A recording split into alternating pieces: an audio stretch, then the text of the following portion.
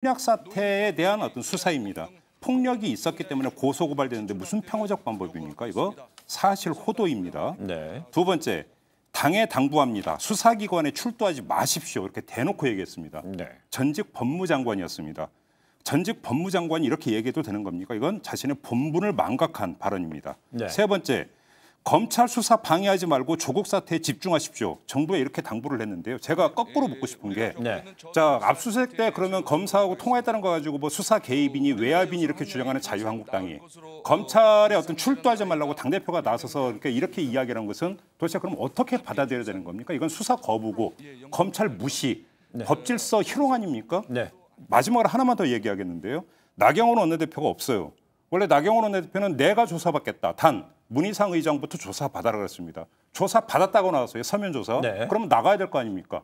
어디가 있습니까? 숨바꼭질하고 있나요? 제가 볼 때는 당대표라는 분이 이렇게 말씀하시면 안 돼요.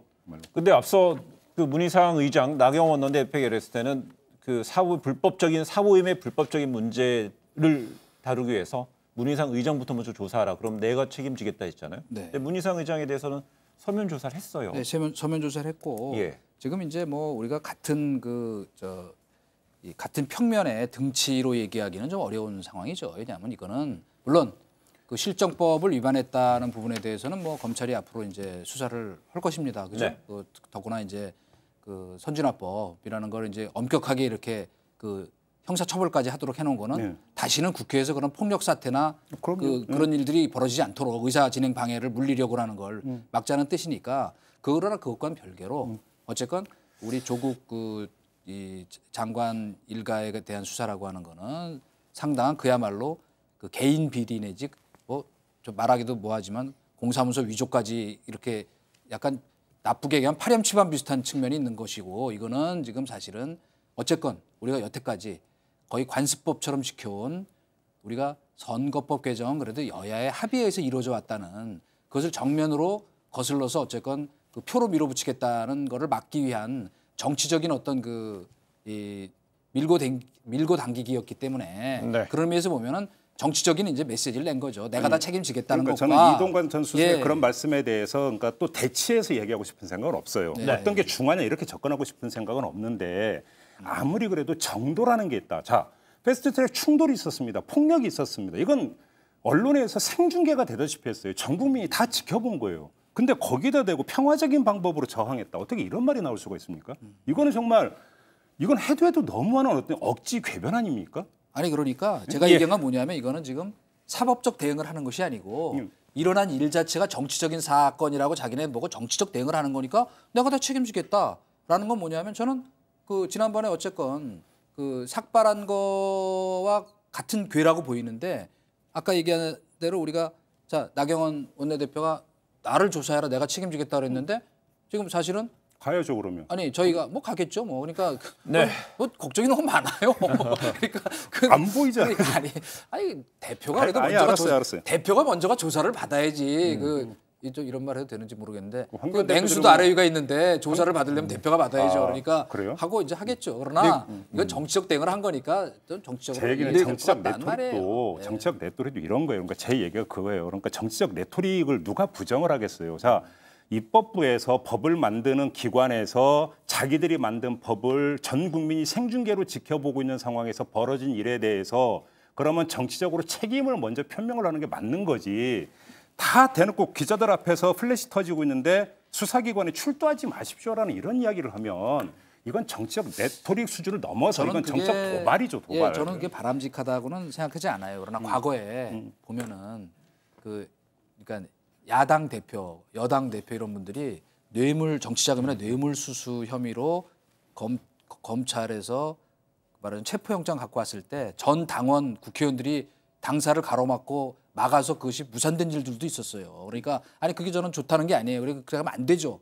그러나 거기에 비한다면 이런 말하자면 그건 나름 그 사법적인 뭐 처리나 대응은 이제 갈 거예요. 그러나 충분히 지금 이 일을 지휘했던 야당 대표로서는 이렇게 얘기할 수 있고 어쨌건 현실적으로도 지금 그 체포영장 발부해 갖고 처리할 수 있는 방법이 없잖아요.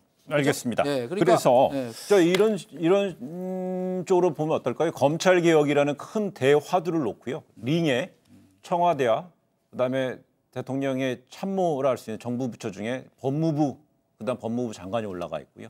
또 외청이지만 실질적으로 또 검찰 개혁에 대통령을 했습니다. 주체라고 됐습니다. 검찰이 올라가 있습니다. 여기에 오늘 이제 검찰이 어떻게 앞으로 패스트트랙 관련된 수사를 어떻게 할지 경찰로부터 관련 자료를 넘겨받았고, 그다음에 오늘부터 오는 4일까지 자유한국당 의원들한테 출석하라고 이제 통보한 상태에서, 그렇다면 오늘 황교안 대표의 이런 자진 출석은 이 링에 같이 올라가서 이런 부분에서 존재감이라는 측면에서 보면 어떨까요? 아니, 그러니까 황교안 대표 그러니까 그 개선은 아주 간단한 거예요. 아까 이제 그 정치적인 어떤 그 표현이라고 말씀하셨는데 그게 맞죠. 그러니까 뭐냐면 당 대표로서 결연한 모습을 보여줌으로써 네. 맞서면서 이걸 탄압으로 설정해놓고 자기가 온몸으로 나는 받아안고 너희들은 나의 뒤에 있어라. 내가 화살바지가 나의 모든 걸 바쳐서를 막을 테니까 당신들은 지켜주겠다. 네. 얼마나 멋있는 대표의 모습이겠어요. 이렇게 본다면. 그런데 문제는 이것이 그러니까 국민들이 자 이것이 검찰 수사가 정치적 탄압이다. 그리고 누가 보더라 이건 정치적인 뭔가 그러니까 개선이 깔려 있는 야당 탄압이라는 공감대가 성성이 될 때만이 나올 수 있는 정책 퍼포먼스고 액션인 거예요. 네. 제가 드리는 말씀은 그 폭력 사태를 거의 전 국민이 생중계로 지켜본 상태에서 이것이 야당 탄압이고 이렇게 생각하는 국민이 거의 없는 상태에서 여기서 그래서 나의 목을 치라 이런 표현까지 나와요. 지금 황교안 대표의 표현 중에 보면 이런다고 공감할 사람이 얼마나 있으며 정말로 결연한 선명한 진짜 야당의 어떤 대표다. 엄지척 이럴 국민이 몇 명이나 되겠어요. 그러니까 같은 큰 궤도에는 궤는 제가 공감하면서도 공감할 국민이 얼마나 있느냐? 공감할 국민이 많죠. 왜냐? 이건 지금 자기 지지층을 보고 하는 정치이기 때문에 그거는 지금 조국 수사를 뭐 말은 검찰 개혁이라고 그러지만 요새 뭐 검찰 개혁이라고 쓰고 조국 일병 지키기 하는 거다. 촛불시위를 놓고 그렇게들 이제 반대 진영에서 얘기하거든요. 네. 그것처럼 그것도 사실은 따지고 보면 왜 검찰 수사에 압력 가하는 것처럼 모여가지고 함성 지르고 소리 지르고 검찰 개혁은 말은 검찰 개혁인데 압박 가하는 거 아니냐는 그것도 결국 자기 지지층을 보고 하는 정치이기 때문에 제가 보기에는 정도의 차이는 있지만은 그리고 핵심은 뭐냐면 이거예요. 그럼 과연 검찰이 조국 일가 수사처럼 말하자면 엄정하게 이것도 할 것인가 하는 건데 저는 하리라고 봅니다. 네.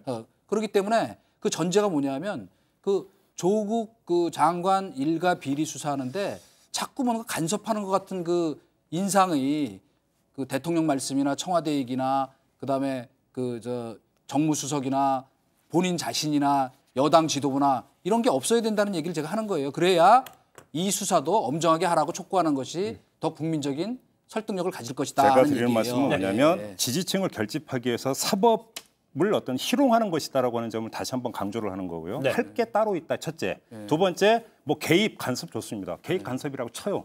그런데 그럼 자유한국당은 지금 뭐하고 하냐면 개입 간섭이 아니라 거부, 무시. 행위의 경중을 따져보자는 거예요. 제 얘기는 그런 점에서 이것이 그대로 드러나는 부분들.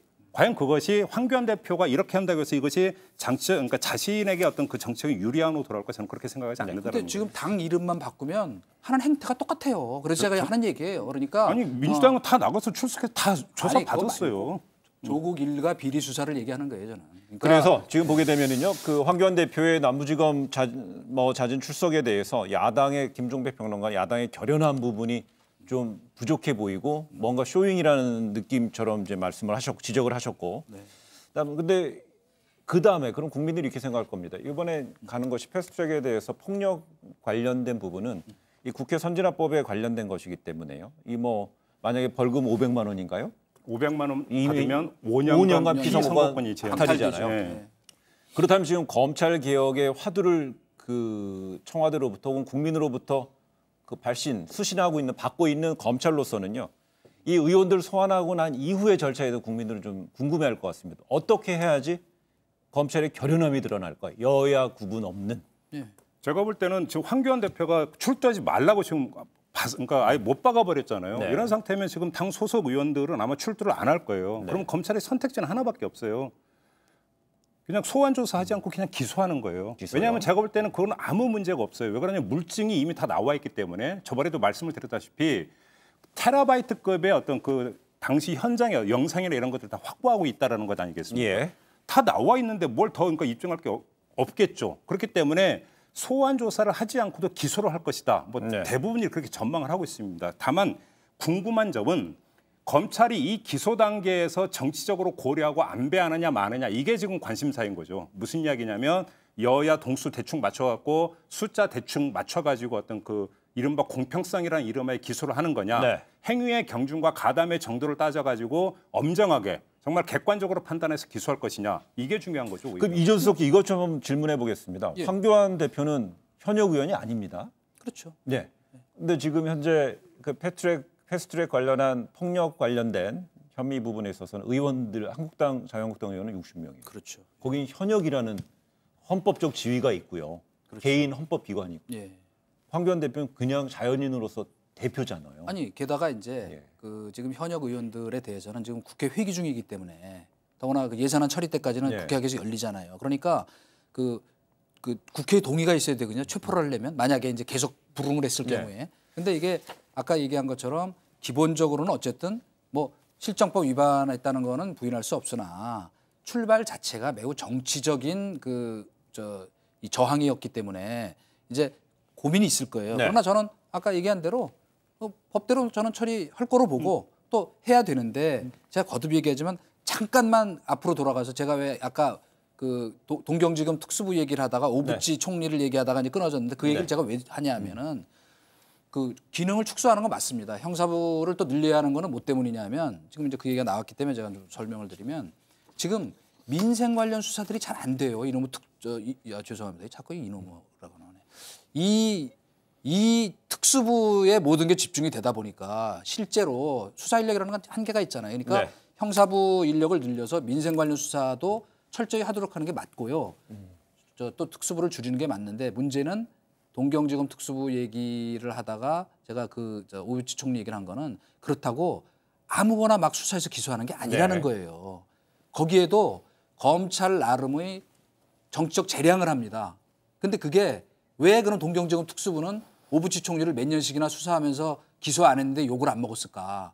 그거는 그 사람들이 권력으로부터 완전히 독립돼 있다는 걸 국민들이 믿기 때문에 그런 거예요. 알겠습니다. 그러니까 예. 결국 나중에 총리가 된 다음에 그걸 들고 있다가 그 무혐의 처분을 해버렸어요. 네. 근데 그러면 우리 같으면 난리 났을 거예요. 근데 아무도 그렇게 안 해. 왜? 권력으로부터 절연돼 있기 때문에. 그러니까 우리도 특수부를 줄이는 게 중요한 게 아니고 권력으로부터 절연시키는 게 중요한 거예요. 지금처럼 무슨 콩이니 파치니 다 지시해서 뒤에서 시킨 것 같다는 오해를 받은 뒤에 이제 와서는 자 무조건 줄이자. 그러면 안 되는 거다 이 말입니다. 제 말은. 저는 다른 점을 예. 하나만 부연 설명하고 마무리할게요. 패스트트랙 수사와 관련해서 자 국회 선진화법 위반으로 한정을 하면은요 정치적이지 않은 사안은 아무것도 없어요. 네. 자 국회는 정치의 본당입니다. 자 국회의원들이 정치적 행위를 하다가 정치적 어떤 입장과 견해가 달라서 충돌을 빚고 그래서 회의 방해나 이런 것들을 가져간 건 다 정치적인 것이죠. 따라서 정치적인 사안은 빠르게 접근해야 된다. 사법적 논리로 접근하면 안 된다라고 하는 이야기는 국회 선진화법을 사실상 사문화하는 거와 다를 바가 없는 이야기예요. 그러니까 애당초 국회 선진화법이라고 하는 것을 만든 이유가 바로 정치적이라는 이유로 그러니까 해서는 안 되는 회의 방해라든지 폭력 사태라든지 이런 것들을 우리 스스로 근절하자는 차원에서